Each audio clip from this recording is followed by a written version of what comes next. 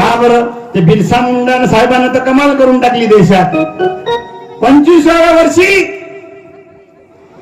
क्रांती करून टाकलेली आपल्या देशात. उलगुलान नावाची चळवळ निर्माण केली बिरसा मुंडानं. आजही आदिवासी समाजाचे लोक क्रांतिकारक आहेत, आजही आहेत.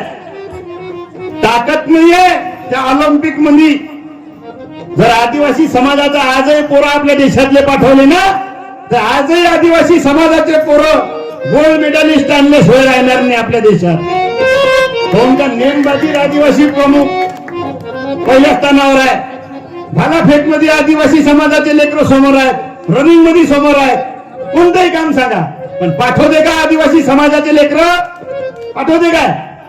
पहिलेपासून विरोध केला. आदिवासीचा अंगठा मागितला ना, मागितला ना, 1 लाखाचा अंगठा. या देशात हेच चालू आहे रे पोरं. माझ्या शपथनं सांगतो, जर ओरिजिनल आदिवासी समाजाच्या माणसाला जर ऑलिम्पिक स्पर्धेत पाठवलं ना, तर जगात नाही तेवढे मेडल आपल्या देशात आणन.